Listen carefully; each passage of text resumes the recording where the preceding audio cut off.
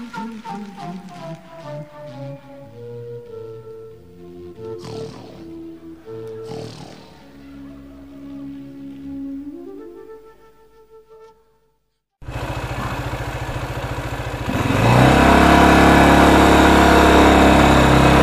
everyone. We're at the elephant showground in the elephant village.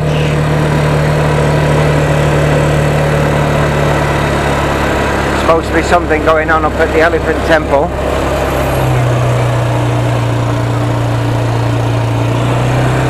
So myself and Mimi have come for a look.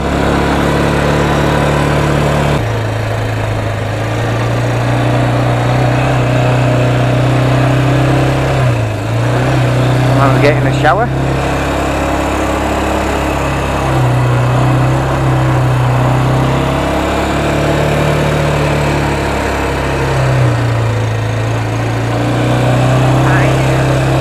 Where?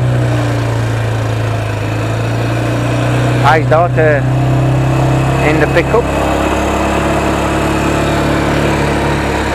Let's see what they've been doing then with all this construction that's been going on. Oh, that's new over there.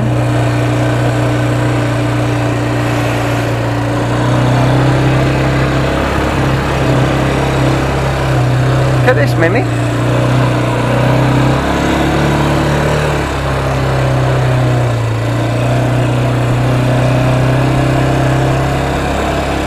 You know what they've done all that for? Is it for the elephant show?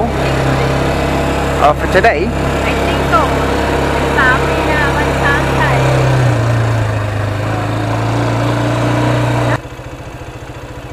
What does that say then?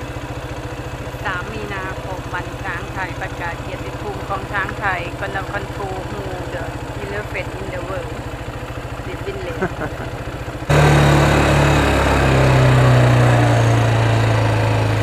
Oh, they put all that turf down, look, it's all dying. If you don't water it, it's going to die. I don't want to ride over it. No. Turn around. See how the soil's all red here.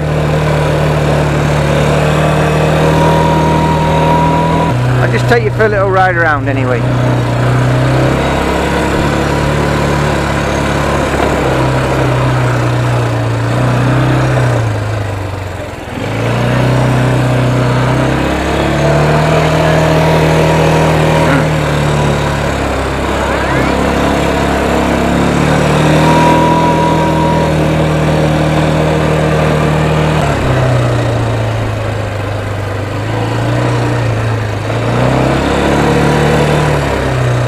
Is it blocked off? It's alright.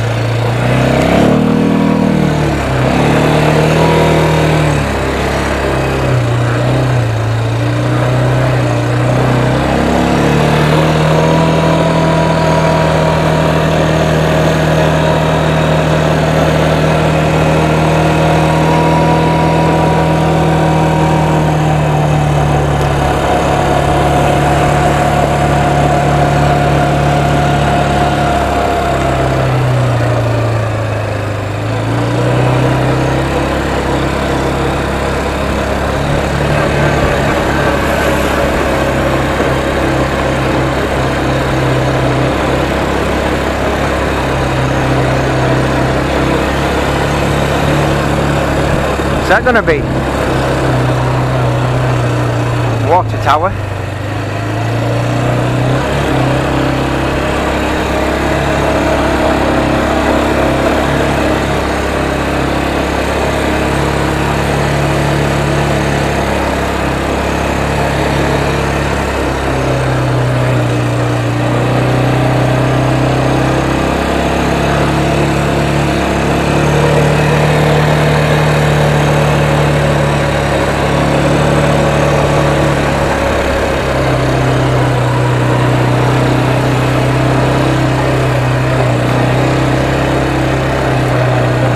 Monk's quarters over there.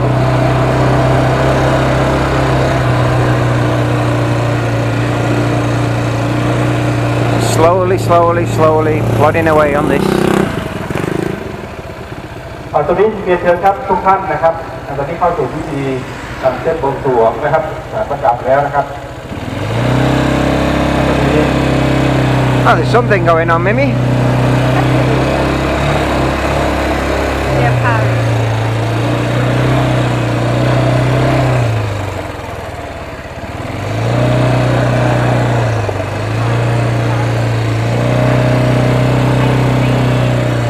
ขอช้างนะครับเตรียมพร้อม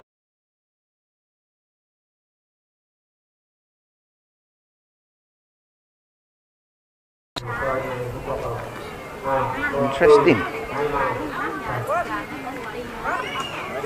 จ้ามาดิจ้า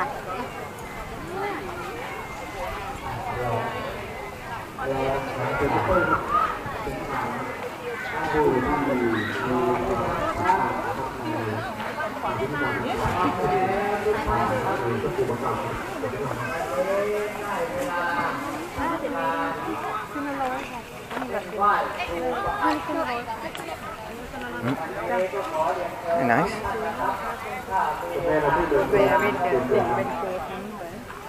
Hey, Pearl. Hey, Mimi. Dragon. Yeah, that's why you like it because you sit on there come on. Try it on then.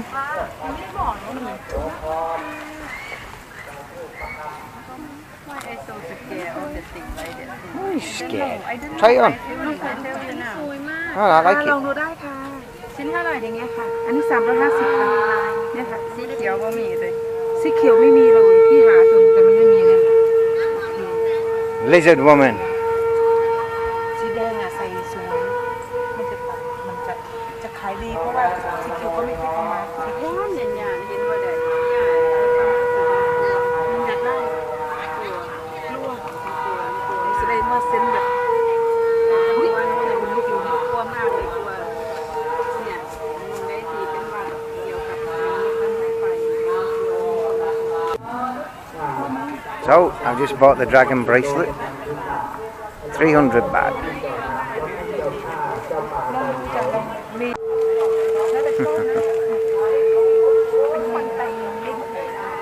She sell for 350, but she's going to do a deal for 200 baht. I think. จ้ะถ้าสีดำให้วัดได้บ้างแต่สีฟ้าก็ได้นะถ้าเราใส่แล้วก็สีขาวขัดแล้ว There's a mirror there.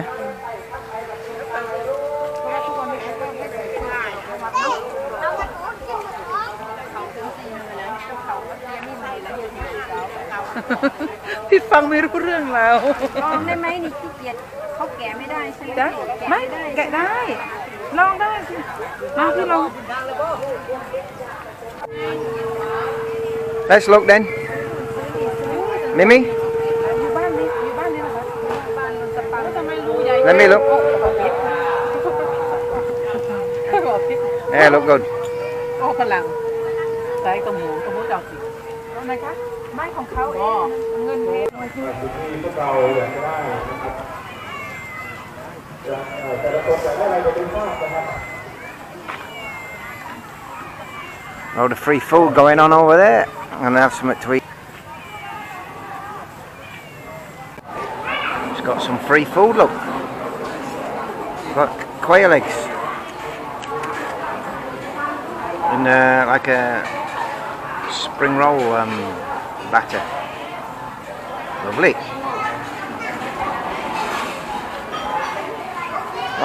Hop.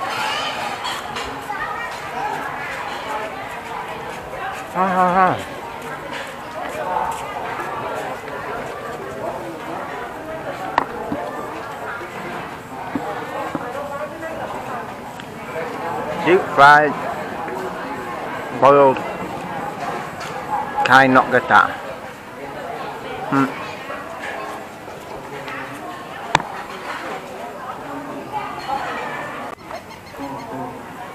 You see the meshi there? They were brown at this temple.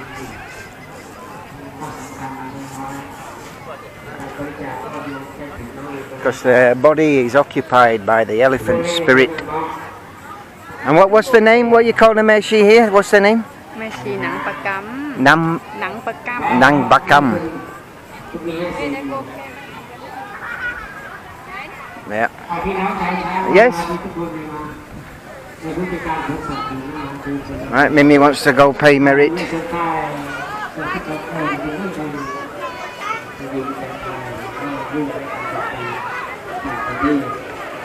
Ah. Deep fried fish.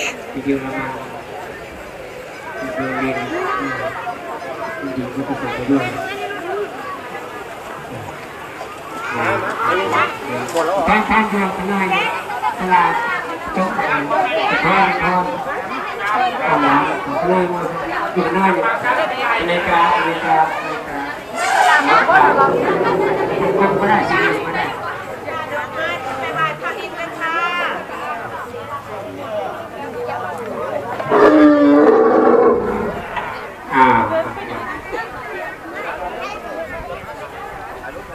ให้หญิงสลาด้วย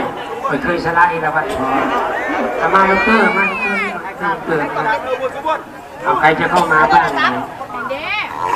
ลูกเตอร์ที่ยาอยู่ไหนน้องมันเนี่ยเล็กเล็กตัวเล็กกับบ้านเองคือกินอะไรบ้างชอบกินอะไร ทำซิดเทคสังการเอา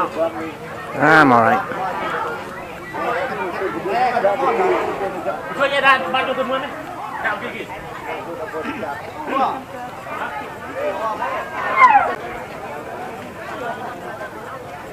Traditional dress look. ครับลำดับต่อไปเป็นพิธีของการบวงสรวงสิ่งศักดิ์สิทธิ์ของวัดป่าเจียงที่หนึ่งก็คือศาลาเอราวัณหรือว่าศาลาเทวดาสร้างนะครับฉะนั้นก็วันนี้นะครับขอเรียนทุกท่านนะครับซึ่งมีผู้รู้นะครับหลายคนหลายท่านได้มาอธิษฐานจิตแล้วก็เพ่งจิตดูว่าศาลาหลังนี้ Who is it? เจ้านินกัมพูชาเป็นราชินีของกัมพูชา ซึ่งข้างบนที่เห็นนี้นะครับก็จะเป็นที่อยู่ From Cambodia. ธรรมดาแล้วก็ยาทางเอกวันนะครับ Praying. Praying.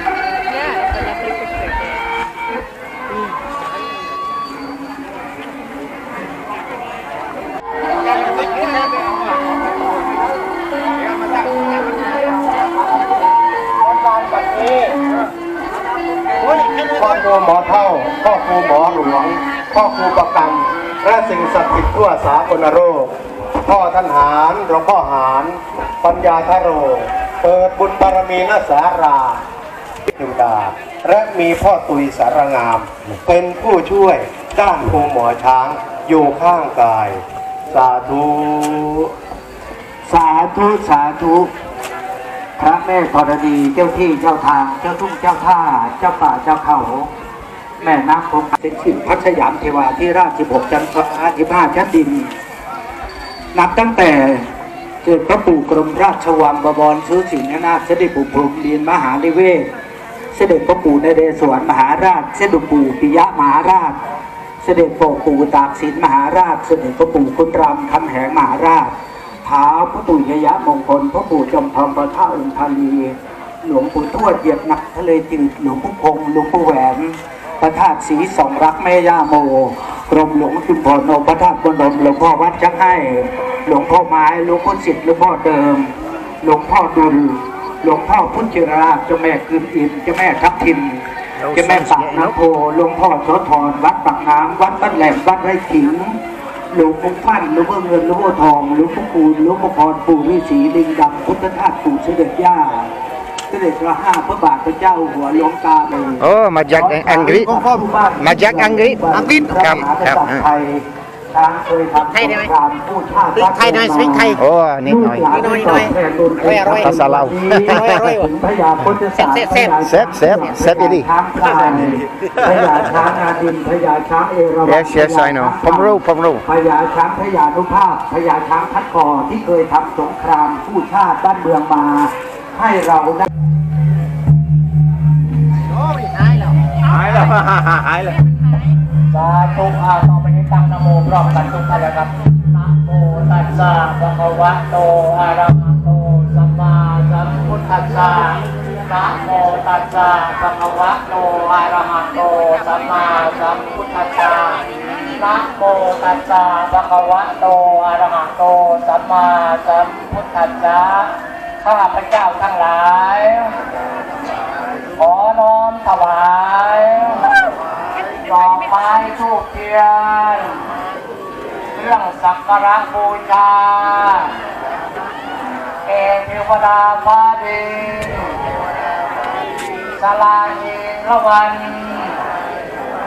ในวันนี้ลูกหลานบริวารทั้งหลายนำมาซึ่ง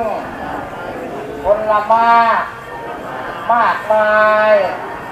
ขนมนมเนยนานาประการของลูกของหลานของบริวารทั้งหลายนำมาถวายแด่เทวดาฟ้าดินผู้ที่มีหูทิพย์ผู้ที่มีตาทิพย์ผู้ที่มีปัญญาทิพย์โปรดปรานรับเครื่องสักการะบูชาของลูกของหลานบริวารทั้งหลายในวันนี้ขอให้ลูกหลานทุกคนมีแต่ความสุขความเจริญอย่าเจ็บอย่าไข้อย่าป่วยอย่าเฒ่าอย่าแก่อย่าลุกมั่นขวัญยืนทุกท่านทุกคนด้วยเถิดสาธุสาธุสาธุปริมัญญาติสังวาชาปัตตนะโถตามภาษาสติเป็นนิสัยที่ดีนะครับเป็นนิสัยที่ดีนานๆทีเรามาพบกันครั้งหนึ่งเพื่อทำบุญที่ส่วนกุศลให้กับเจ้ากรรมนายเวรปู่สังฆษาญาติสังฆชีมาเสวยอาหาร Seem a bit scared of the elephants though. Don't know about them having the spirit inside. ใจก็ได้นะครับเพราะว่าปรารถนา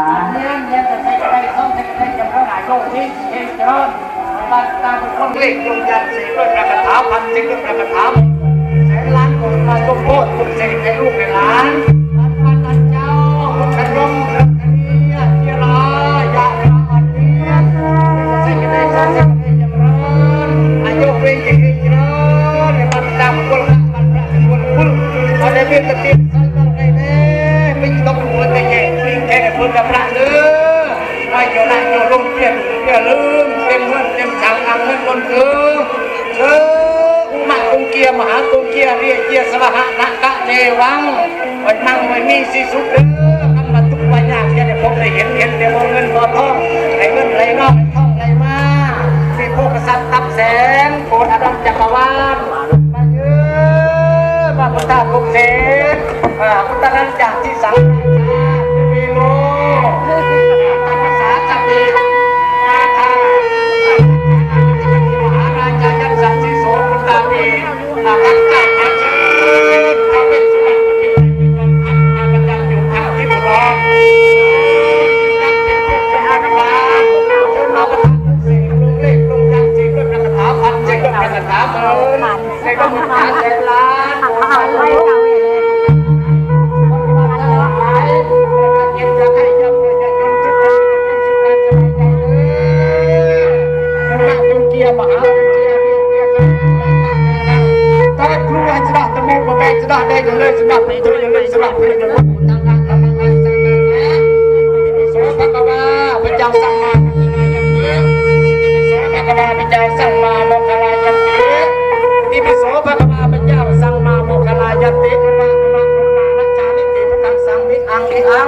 ปัตตมังอิติเจปัตตมังอิติเจปัตตมังอิติเจปัตตมังอิติเจปัตตมังอิติเจปัตตมังอิติเจปัตตมังอิติเจนอกอนะอาระยันตังมิเกิดคดีปฏิเสธเจมิยันยันตาช่วยยังมิตังยังมิตังนังนังกำลังองสังฆารมอันตรายาวินัสสันเตสาธุข้าพเจ้าขอเปิดประตูเงินประตูทองประตูเทพประตูวังพระเจ้าขอเปิดประตูทิศตะวันตกประตูทิศตะวันออก ข้าพเจ้าขอเปิดประตูวิมานเทเวศข้าพเจ้าขอเปิดประตูวิเศษชัยศรีข้าพเจ้าขอเปิดประตูมณีนพรัตน์ข้าพเจ้าขอเปิดสวรรค์โสภาข้าพเจ้าขอเปิดประตูเทวามิทักษ์ข้าพเจ้าขอเปิดประตูสักเกจิสิทธิ์ข้าพเจ้าขอเปิดประตูวิจิตรบรรจงข้าพเจ้าขอเปิดประตูอนุคารักษ์ข้าพเจ้าขอเปิดประตูพิทักษ์บวรข้าพเจ้าขอเปิดประตูสุนทรทิสา10 ประตูเทพ12 ประตูน้ำผู้พาขอปุ๋ยสารงานขอเปิดประตูทองไว้กับไอ้น้องแกงไอ้มาที่วัดป่าอย่างนี้ให้หลานปฏิบัติทั้งหลายที่มาวันนี้ด้วยกล้าวด้วยกระหม่อมขอบุญบารมีท่านด้วยพระบารมีพระสยามเทพธิราชด้วยพระบารมีปิยมหาราชมาศรีสมนังปิยนาวาภูมิพโลเป็นผู้35 พระองค์ขอเชิญพระเดชพระคุณ35 พระองค์ขอเชิญพระเดชพระคุณ35 พระองค์ขอเชิญพระองค์35 พระองค์มาประทับร่างวัดป่าเจียมในโรงงานปฏิบัติวันนี้ด้วยเกล้าด้วยกระหม่อมขอเดชะยกมือสูงๆ5 ครั้งพร้อมกันสาธุ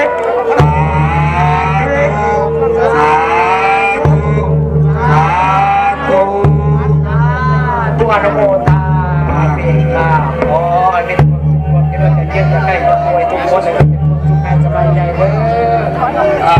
เชิญว่าสุภาพดนตรีนะครับผู้ชายลานพ่อบ้านชาวกลวยทุกคนนะครับได้ถ่ายรูปร่วมกันเลยนะครับเชิญครับอยู่ตรงไหนก็แล้วแต่เชิญครับ Look at that.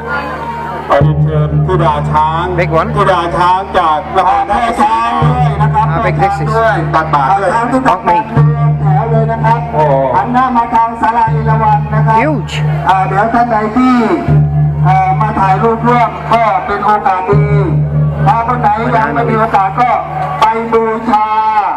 นะครับอาหารแห้งสำหรับตักบาตรพระคุณเจ้านะครับเจอไหมนะครับตรงนี้แล้วครับเดี๋ยวตักบาตรตรงถ่ายรูปตรงนี้นะครับได้ไหมครับแม่บ้านไปนั่งเพื่อขอข้างหน้าดีกว่าไปอาจารย์ครับแม่บ้านนั่งเพื่อขอข้างหน้านิดนึง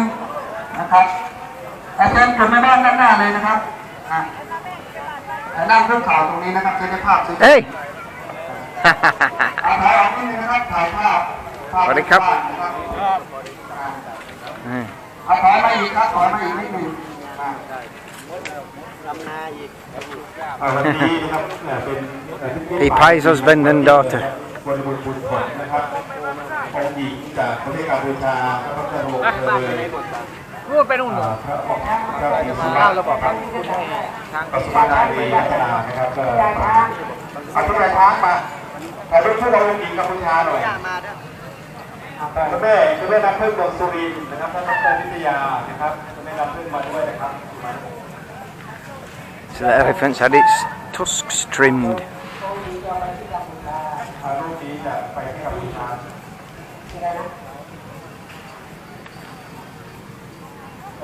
เยอรมันคุณทิพย์ดานะครับจากที่พระราชวังนะครับพระเดชพระคุณเจ้าก็มีมานะครับถ้าว่าองค์ไหนว่างจะกรุณาบิณฑบาตด้วยนะครับพระคุณเจ้า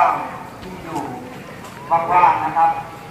ขอพระราชทานนิมนต์นะครับได้รับบาตรเพื่อบิณฑบาตจากญาติโยมนะครับ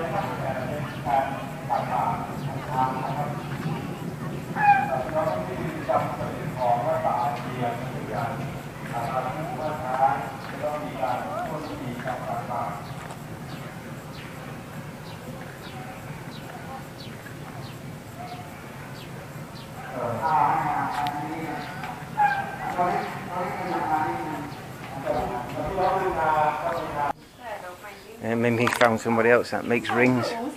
เลยไปถ่ายรูปกับธิดากัมพูชามา ที่ดากัมพูชาอย่างนู้นเดี๋ยวไทยหลวงเนี่ยตกจังหวะดี2 เทียละ Doing a นอก bracelet. จากจำนูได้ครั้งแรกนู้มาในสินไหมในเสือแค่ยาวขาวอยู่ไฟผมแค่ยาวเราเป็นเด็กคนนี้สวยเราว่าเราบอกคนนี้เราเด็กคนนี้สวยมาก See ya.